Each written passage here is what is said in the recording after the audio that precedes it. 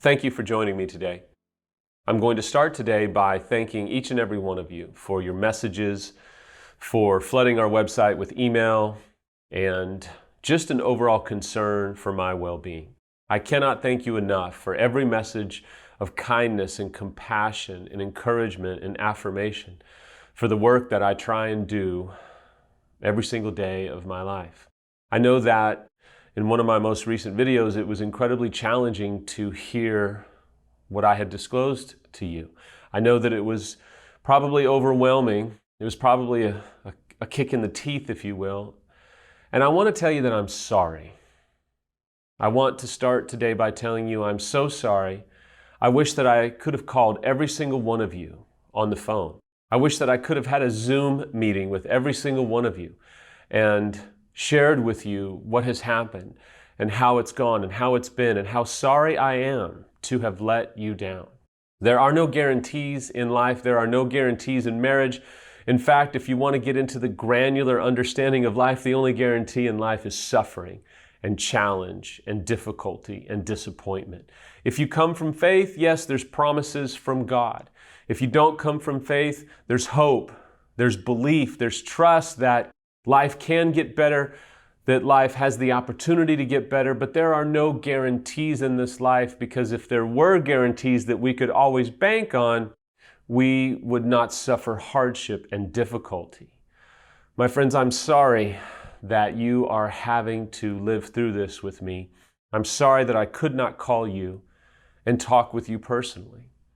I'm sorry that you've had to hear about these events through this video, but I want to tell you that there is hope for your situation. There is hope for your own life. There is hope for your own story. It would appear that many of you would say, man, Samuel, you guys didn't make it. Like, what about us? I have to tell you that your story is your story. I don't know what's going to happen with your story, but the ending of my scenario does not mean that your story is going to turn out the same way. Today I'm going to share with you some things that I really truly believe that if you will implement in your own recovery work, that if you will commit to these principles in your own healing, it gives you every opportunity at healing, every opportunity at restoration, though there are no guarantees, no matter how hard you may work, no matter how much blood, sweat, tears, prayers, grit, determination, no matter how many intensives you go to, no matter how many books that you read, no matter how many videos of mine or everyone else's that you watch, there are no guarantees, but there is hope that you can make it. There is hope that we bank on, that we're going to come out the other side healed. Some of you have said, Samuel, after all this work and things didn't work out, don't you regret it? My friends, I really have to be honest with you. I've never regretted the work that I've done. I have to live with me the rest of my life. I am forever proud of the labor, of the work, of the dogged determination that I had to implement for restoration and recovery. I will never regret the work that I have done, both maritally and personally. I'll never regret the hard work, the tears, the agony, the depression I had to work through, the suicidal issues I had to address in 2005. I'll never regret all the meetings, all the labor, all the prayers, all the despair, the endless amounts of pain and hurt that I had to travel through and work through and process, all the childhood trauma I've had to work through. I'll never regret that work. I'll never regret the time that I spent with Samantha. I'll never, ever regret that, because I am a better man for it. I'm a better dad for it. I'm a better friend for it. I'm a better man for it. Because I come from faith, will tell you that I am a better child of God because of it. I am better because of the work that I have done, and I'll never shame myself for that work. I'll never regret the fact that I gave it everything I had for 15 plus years to be the best man that I could ever be. The other day I had someone reach out and say, Sam, what are we to do now?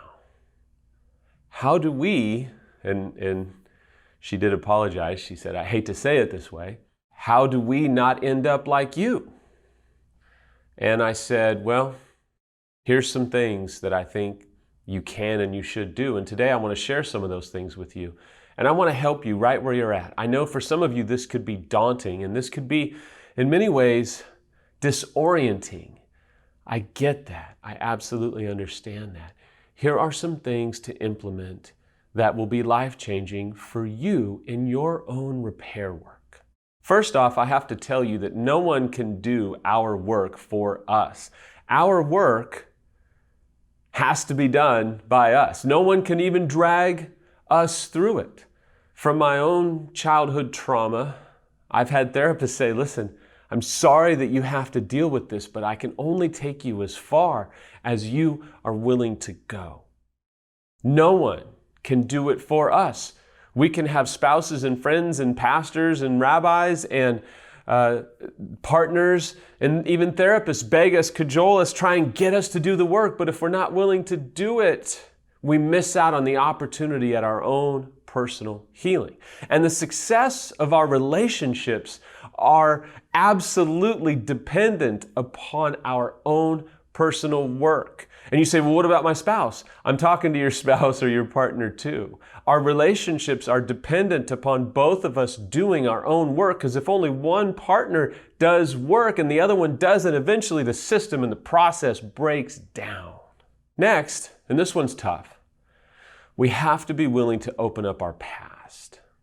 If we're not willing to deal with our past, if we are not willing to address probably some very dark, tumultuous, gut-wrenching stories from our own past, even as way back as being a child, we miss out. We will be stuck at a certain level because we can go far, we can go hard, we can do work, but eventually, if we're growing and progressing, whether you're male or female, betrayed or unfaithful, addict or not, you're going to come to a point where you probably are going to have to address some pretty dark stuff. And if you don't address it, you're going to remain stuck. There will be a ceiling to how far you can go and how far your marriage can go, because you're going to constantly hit that ceiling.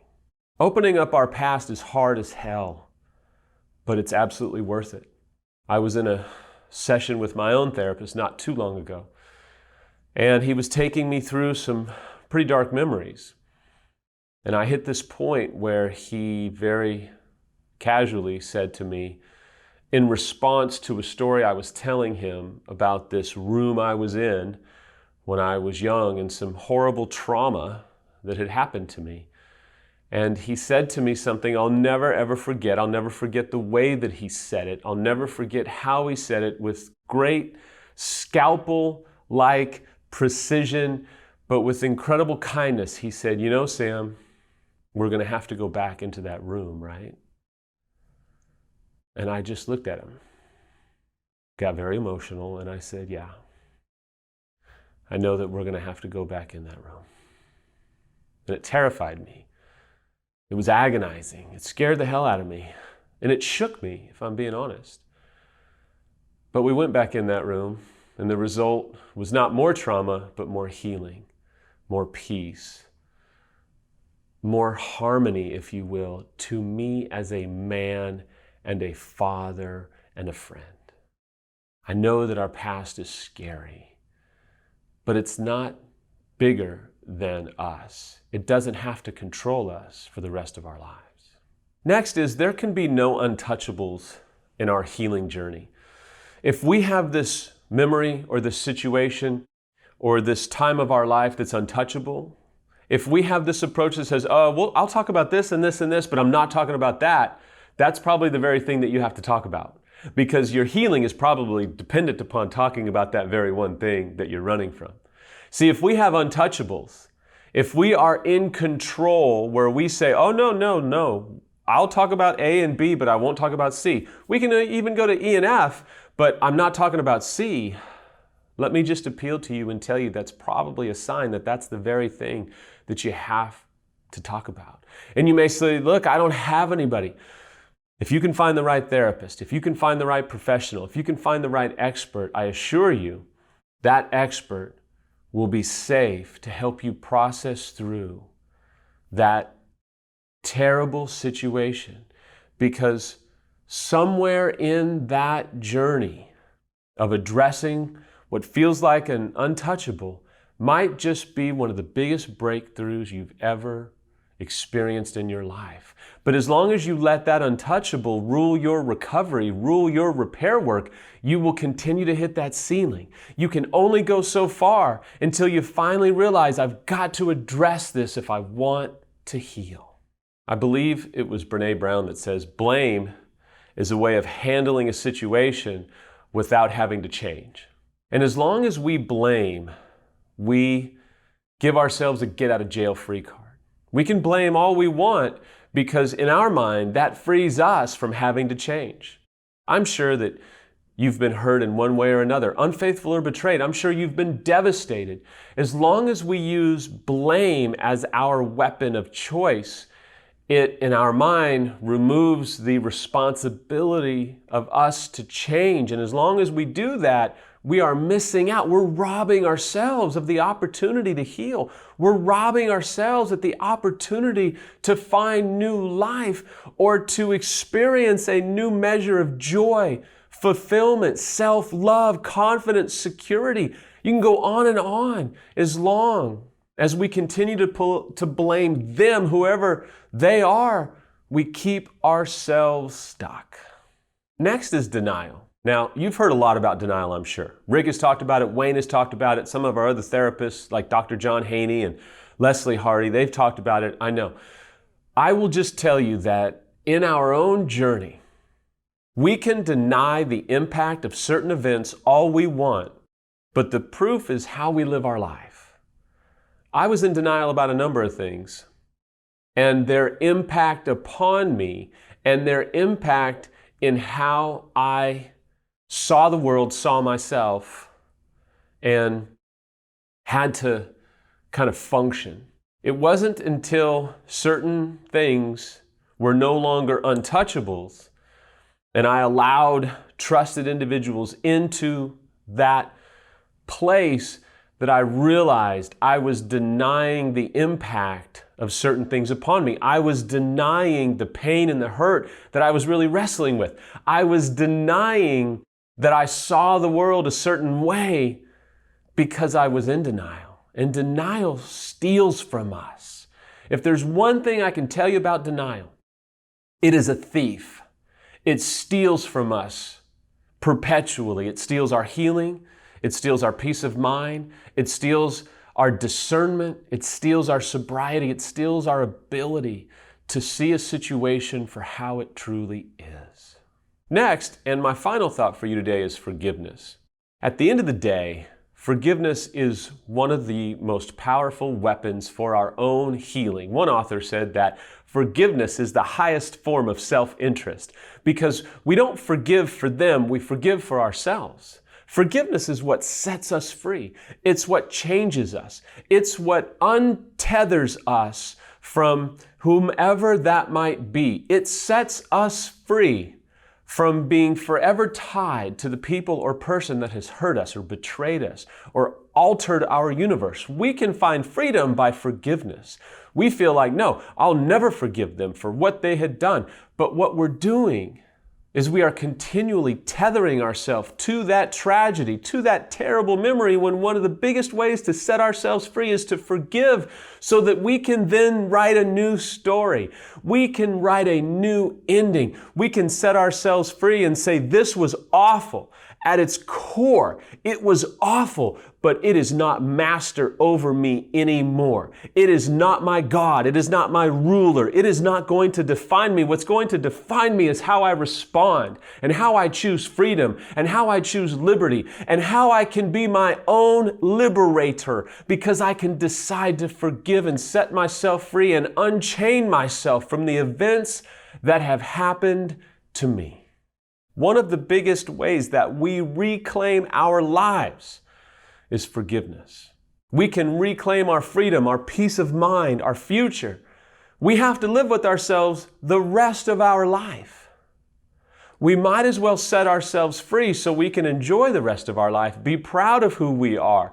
Yes, we're going to have to own some stuff, but that doesn't take away from the ability to forgive ourselves, because that's absolutely essential, as well as forgive those who have violated us and hurt us, because deep within that choice is our own liberation. The thing about forgiveness is it's hard as hell. The other thing about forgiveness is it's a true game changer. It'll change your life. It'll change your relationship. It'll change your future. And we have to remember that forgiveness is for us. There's a book that I've read multiple times. It's called The Book of Forgiving by Desmond Tutu. He actually has his daughter write it with him. It's a fantastic book, doesn't deal with infidelity, but has some wonderful concepts about forgiveness that I have found to be game changers in my own life. And I want to read you a quick excerpt from his book that I think is a beautiful picture of forgiveness. It says, "I will forgive you." The words are so small, but there is a universe hidden in them when I forgive you. All those cords of resentment, pain, and sadness that had wrapped themselves around my heart will be gone. When I forgive you, you will no longer define me. You measured me and assessed me and decided that you could hurt me. I didn't count, but I will forgive you because I do count. I do matter. I am bigger than the image you have of me. I am stronger. I am more beautiful, and I am infinitely more precious than you thought me to be. I will forgive you. My forgiveness is not a gift that I am giving to you. When I forgive you, my forgiveness will be a gift that gives itself to me. Today, I don't know where you're at. I don't know what you're struggling with, but I hope that you can find forgiveness. I hope that you can choose to keep going, despite who around you makes it or who around you doesn't make it. This is about your journey and your refusal to quit on you. I hope and I pray that I've helped you today. I hope that our website continues to be a source of strength and encouragement and comfort for you, regardless of where you're at, regardless of what you're having to live through. Keep going. Do not quit.